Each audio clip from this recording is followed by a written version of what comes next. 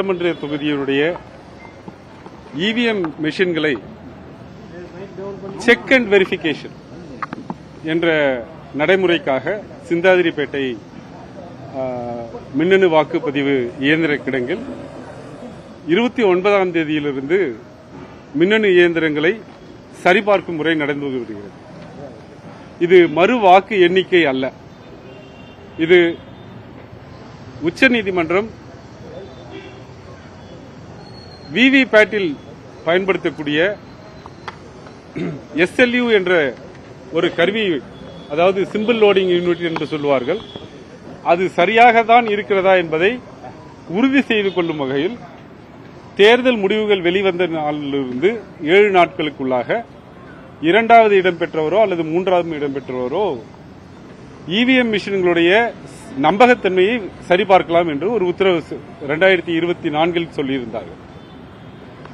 திராவிட முன்னேற்ற கழகத்தினுடைய சட்டத்துறை தலைவர் அவர்களிடம் இந்த தேர்தல் முடிவுகளுக்கு பிறகு நாம் 2024 ஒரு வழக்கு சென்னை உயர்நீதிமன்றத்தில் பதிவு செய்திருக்கிறோம். நாம் வெற்றி பெற்றிருந்தாலும் கூட 21 வெற்றி பெற்றிருந்தாலும் கூட இந்த இவிஎம் மிஷின்களில் உள்ள சந்தேகங்களை நீக்குவதற்காக அல்லது அது சரியாக இருக்க வேண்டும் என்பதற்காக 2024 ஒரு ரிட் பெட்டிஷன் போட்டிருந்தோம். அதற்கு பிறகு வந்த உச்சநீதிமன்றத்தின் தீர்ப்பின் பிரகாரம் இந்த முறையாவது இந்த இவிஎம் கருவிகள் சரியாகத்தான் இயங்குகிறதா என்பதை கழகம் தெரிந்து கொள்ள வேண்டும் என்று சட்டத்துறையின் சார்பாக கழகத் தலைவர் அவரிடம் நாங்கள் கேட்டுக்கொண்டதின் பேரில், அவர் கொடுத்த அனுமதியின் பேரில் தமிழகத்தில் மொத்தம் 5 தொகுதிகளில் இந்த சரிபார்ப்பு முறை நடத்த வேண்டும் என்று கேட்டோம்.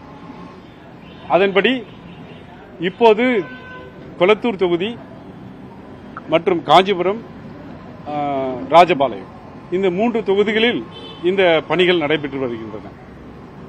இதுல இந்த வெரிஃபிகேஷன் ப்ராசஸ் என்னன்னா, முதல்ல அந்த மெஷின் எல்லாம் ஒழுங்கா சரியான பாதுகாப்பு முறையில் வைக்கப்பட்டிருக்கிறதா என்பதை பார்க்க வேண்டும். 2வது, எல்லா மெஷினையும் கனெக்ட் பண்ணிட்டு அது சரியா நடக்குதா, சரியா எல்லா மெஷினும் ஒழுங்கா ஒர்க் ஆகுதான்னு பார்க்கணும். 3வதாக முதல் நிலை மாதிரி வாக்குப்பதிவு போடணும். அதாவது எல்லா சின்னத்திலையும் ஒவ்வொரு ஓட்டு போட்டு பார்க்கணும். அது பெல் என்ஜினியர்ஸோட தலைமையில் நடக்கும். அதற்கு அப்புறமாக 500 வாக்குலிருந்து 1400 வாக்கு வரைக்கும் போட்டு பார்க்கலாம். இது இவிஎம் மிஷினை பரிசோதனை செய்வதற்காக, மறு வாக்கு எண்ணிக்கை அல்ல. அதன் பிரகாரம் முதல்ல இதுவரைக்கும் ராஜபாளையத்தில் ஏறக்குறைய 10 இவிஎம் மிஷின்களை வெரிஃபை பண்ணியிருக்கிறாங்க. அது ராஜபாளையத்தில் இன்னும் 2 நாள் போகும். காஞ்சிபுரத்தில் 10 மிஷின் வெரிஃபை பண்ணணும் அப்படின்னு கேட்டதில் நேற்று ஒரு மிஷின்ல விவிபேட்டும் ஒர்க் பண்ணல, வாக்குகள் பதியப்படும் கண்ட்ரோல் யூனிட் என்று அது வாக்கு எண்ணிக்கைக்கு எடுத்துக்கிறாங்களே அந்த மிஷின், கண்ட்ரோல் யூனிட் சொல்றக்கூடிய அந்த மிஷின் ஒர்க் பண்ணல. வாக்கு பதிகிற அந்த மிஷின் பேலட் யூனிட் அதுவும் ஒர்க் பண்ணல காஞ்சிபுரத்தில். கொளத்தூர் தொகுதியை பொறுத்த வரைக்கும் மொத்தம் 14 மிஷினை நாங்க வெரிஃபை பண்ணணும்னு கேட்டிருந்தோம். 29ஆம் தேதி 2 மிஷின் வெரிஃபை பண்ணோம். அதுல எந்த சிரமமும் இல்ல, சரியா இருந்தது. 30ஆம் தேதி 2 மிஷின் எடுத்தோம். அதுல ஒரு மிஷின்ல விவிபேட் ஒர்க் பண்ணல. அதனால அதை பாதியிலே நிறுத்திட்டு எலெக்ஷன் கமிஷனுடைய வழிகாட்டுதல் பிரகாரம் வேற ஒரு போலிங் ஸ்டேஷன்ல இருந்து எடுத்து வெரிஃபை பண்ணாங்க. நேற்றைய தினம் இன்னொரு விவிபேட் ஒர்க் பண்ணல. அதாவது அந்த பிரிண்ட் ஆகி நாம எந்த சின்னத்துக்கு வாக்கு செலுத்துறோமோ அந்த வாக்கு சின்னம் பிரிண்ட் ஆகி உள்ள விழுற பாக்ஸ் பேர் தான் விவிபேட். அந்த விவிபேட் ஒர்க் பண்ணல. இதுவரைக்கும் வெரிஃபை பண்ண 6 மிஷின்ல 2 மிஷின்ல விவிபேட் ஒர்க் பண்ணல. இன்றைக்கு காலையில அடுத்த 2 மிஷின்களை வெரிஃபை பண்றதுக்காக வந்தோம். கழகத் தலைவர் அவருடைய நியமிக்கப்பட்ட பிரதிநிதியாக நான் உள்ள போய் அந்த மிஷின்ஸ் எடுத்துட்டு வந்து வச்சாங்க. வச்சதுல போலிங் ஸ்டேஷன் 75 வாக்குச்சாவடி 75ல ஒவ்வொரு மிஷினையும் சீல் பண்ணி அது மேல ஒரு அட்ரஸ் டேக்னு ஒரு காகிதம் ஒட்டி அதை சீல் பண்ணியிருப்பாங்க. அதுல அந்த நம்பரை எழுதி வச்சிருப்பாங்க. 2 பேலட் யூனிட்ல வாக்கு செலுத்தக்கூடிய அந்த இயந்திரத்தில் 2 யூனிட்ல எண்கள் மாறுபட்டு இருந்தன.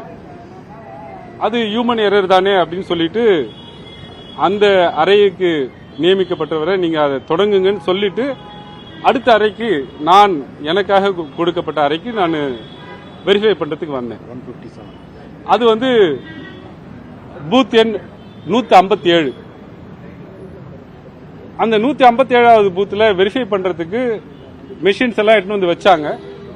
வச்சப்ப எல்லா மெஷின்லயும் கண்ட்ரோல் யூனிட்ல, அதாவது எந்த இயந்திரத்தில் வாக்குகள் பதிவு செய்யப்பட்டிருக்கிறதோ அந்த மின்னணு வாக்கு இயந்திரத்தில் பேலட் யூனிட் 3 பேலட் யூனிட், ஏன்னா கொளத்தூர்ல 36 வேட்பாளர்கள், அதனால அந்த வாக்கு செலுத்தும் அந்த பட்டன் அழுத்துற மிஷின் வந்து மொத்தம் 3 வச்சிருப்பாங்க. அந்த 3 மிஷின் மொத்தம் 4 மிஷின்லயும் அட்ரஸ் டேக் இருக்கும். அட்ரஸ் டேக் அப்படிங்கிறது எந்த தொகுதியை சார்ந்தது, என்ன பேலட் அந்த மெஷினோட நம்பர் எது, எந்த போலிங் ஸ்டேஷன் அப்படின்னு எழுதி அந்த ஆபீசர் கையெழுத்து போட்டிருக்கணும். ஒவ்வொரு மிஷின்லயும் 2 பக்கம் ஒரு தாழ்பால் இருக்கும். அதனால 2 டேக் இருக்கும். அப்ப பேலட் யூனிட் 3த்துல 6 டேக் இருக்கணும். கண்ட்ரோல் யூனிட்ல 1 டேக் இருக்கணும். மொத்தம் 7 டேக். அட்ரஸ் டேக் வந்து 7 டேக் இருக்கணும். 7 டேக்குமே புத்தம் புதியவையாக இருந்தன. ஏற்கனவே யூஸ் பண்ண மாதிரி இல்ல. 7 டேக்லயுமே 7 மிஷின்லயுமே எதுவும் பூர்த்தி செய்யப்படாமல் நிரப்பப்படாமல் புத்தம் புதிய அட்ரஸ் டேக் இருந்தது. குறிப்பாக அதுல ஒரு அரக்கு சீல் வைப்பாங்க. அந்த மிஷின்ல நாங்க முந்தான நாள்ல இருந்து பாத்துக்கிட்டு இருக்கோம். 29ஆம் தேதியில இருந்து பாத்துக்கிட்டு இருக்கோம்.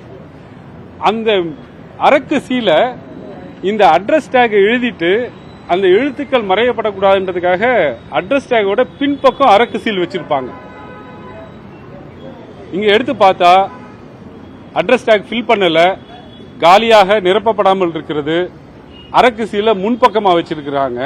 இதை குறித்தெல்லாம் தேர்தல் அதிகாரிகளிடம் கேட்டபோது அது ஹியூமன் எரருங்கிறாங்க. யாரோ ஒரு பூத்துல தெரியாம நிரப்பாமல் விட்டுட்டாங்கன்னு. அதை அப்படி ஏற்றுக்கொள்ள முடியாது.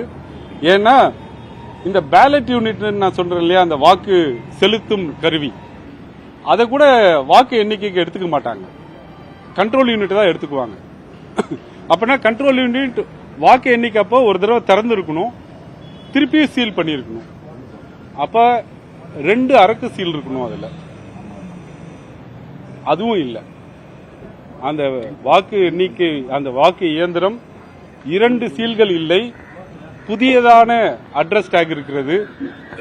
எனவே இந்த மொத்த தேர்தலிலுமே வாக்குப்பதிவு இயந்திரங்கள் சரியாக பாதுகாக்கப்படவில்லை, அல்லது சரியாக பாதுகாக்கப்படாததினால் இந்த தேர்தல் முறையான தேர்தல் இல்லை என்பதை எங்களால் அறிவியல் பூர்வமாகவும் சட்ட ரீதியாகவும் தெரிந்து கொள்ள முடிந்தது. இதை மாவட்ட தேர்தல் அதிகாரியிடம் 30ஆம் தேதி ஒரு கடிதம் கொடுத்திருக்கிறோம். 30ஆம் தேதி ஏறக்குறைய ஒரு 19 கேள்விகளை எழுப்பி இதை நீங்கள் பெல்லிலிருந்து வந்திருக்கக்கூடிய அந்த மின்னணு வாக்குப்பதிவு இயந்திரங்களை தயாரிக்கக்கூடிய அந்த நிறுவனத்திலிருந்து வந்திருக்கக்கூடிய என்ஜினியர் கிட்ட 19 கேள்விகளுக்கு எங்களுக்கு பதில் தாருங்கள் என்று கேட்டிருக்கிறோம். அவரும் கேட்டு பதிலை பெற்றுத் தருவதாக சொல்லியிருக்கிறார். 29, 30, 31 மற்றும் இன்றைய தேதி வரை இது முழுவதுமாக வீடியோ ரெக்கார்டிங் செய்யப்பட்டிருக்கிறது. அந்த முழு வீடியோ ரெக்கார்டிங்கையும் சர்டிபிகேட்டோட கொடுக்கணும் அப்படின்னு கேட்டிருக்கோம். இன்றைக்கு அட்ரஸ் டேகே இல்லாம இருந்த போலிங் ஸ்டேஷன் 157 உடைய மிஷினை பாதுகாப்பாக வைக்க வேண்டும். நாங்கள் உரிய நீதிமன்றத்தை அணுகுவோம். அப்ப இது எவிடன்ஸா தேவைப்படும். எனவே இதை சீலிட்டு பத்திரமாக வைக்க வேண்டும் என்று கேட்டிருக்கிறோம். இதற்கு மேலும் இன்னும் கூட நாங்கள் ஒரு 6 மிஷின் வெரிஃபை பண்ண வேண்டியிருக்கு. ஆனால் ஏறக்குறைய 30% மிஷினுக்கு மேல 8 மிஷின் வெரிஃபை பண்ணோம். அதுல 3 மிஷின்ல பிரச்சனை இருக்கு. 30% அதிகமான இந்த வாக்குப்பதிவு இயந்திரங்கள் சரியாக இல்லாததனால் எங்களுக்கு இந்த மொத்த நடைமுறையிலுமே நம்பிக்கை இல்லை. கழக தலைவரிடம் இதை நாங்கள் சொல்லிட்டு இதுக்கப்புறம் இந்த ப்ரொசீஜர்ல பங்கெடுப்பது தேவையற்றது. இதுவரைக்கு கிடைத்திருக்கிற சாட்சியமே போதுமானது. இந்த எலெக்ஷன் சரியான முறையில் நடைபெறவில்லை என்பதை நிரூபிப்பதற்கு நாங்கள் எலெக்ஷன் கமிஷன் இதுக்கு எல்லாத்துக்கும் சர்டிஃபைட் காப்பி கொடுப்பாங்கன்னு எதிர்பார்க்கிறோம். அந்த சர்டிஃபைட் காப்பி வந்த உடனே கழக சட்டத்துறை தலைவருடைய அனுமதியுடன் உரிய நீதிமன்றத்தை, தேவையென்றால் உயர்நீதிமன்றத்தையோ அல்லது உச்ச நீதிமன்றத்தையோ நாடி சரியான தீர்வை பெறும் என்று உங்களுக்கு தெரிவித்துக் கொள்கிறேன். நன்றி. ஆமாங்க, 8 மிஷின்ல 3 மிஷின் 8 மிஷின்ல 3 மிஷின் சரியாக ஏறக்குறைய 30%. கொளத்தூர் தொகுதியில் மட்டும் சரியா வேலை. எப்படிங்க விவிபேட் வைக்கிறது கண்ட்ரோல் யூனிட் சரியா இருக்கா இல்லையான்றதுக்காக தான்.